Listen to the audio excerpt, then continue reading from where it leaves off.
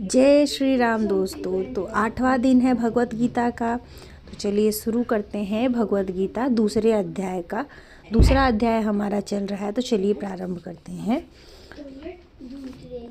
कृष्ण जी कहते हैं अर्जुन से, हे भरतवंशी, शरीर में रहने वाले देही का कभी भी वध नहीं किया जा सकता, अतः तुम्हें किसी भी जीव के लिए शोक करने की आवश्यकता नहीं है।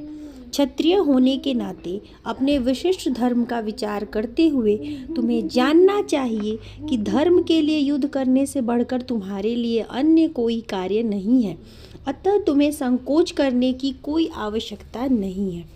हे पार्थ, वे क्षत्रिय सुखी हैं जिन्हें ऐसे युद्ध के अवसर अपने आप प्राप्त होते हैं,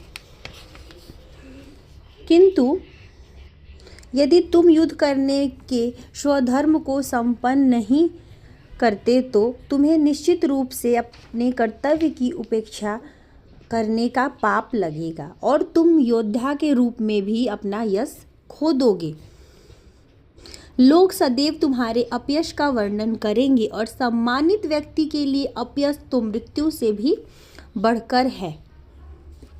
जिन जिन महान योद्धाओं ने तुम्हारे नाम तथा यश को सम्मान दिया है, वे सोचेंगे कि तुमने डर के मारे युद्ध भूमि छोड़ दिया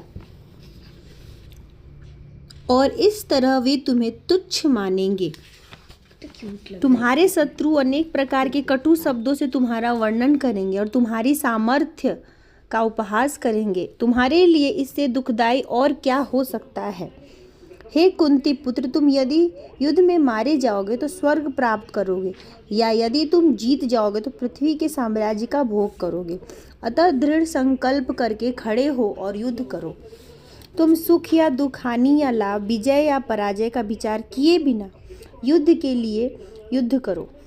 ऐसा करने पर तुम्हें कोई पाप नहीं लगेगा।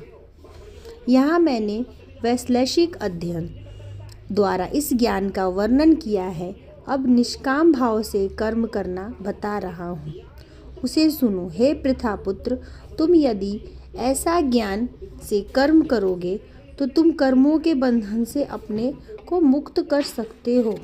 इस प्रयास में न तो हानि होती है न ही हाश, अपितु इस पथ पर की गई अल्प प्रगति भी महान भय से रक्षा कर सकती है।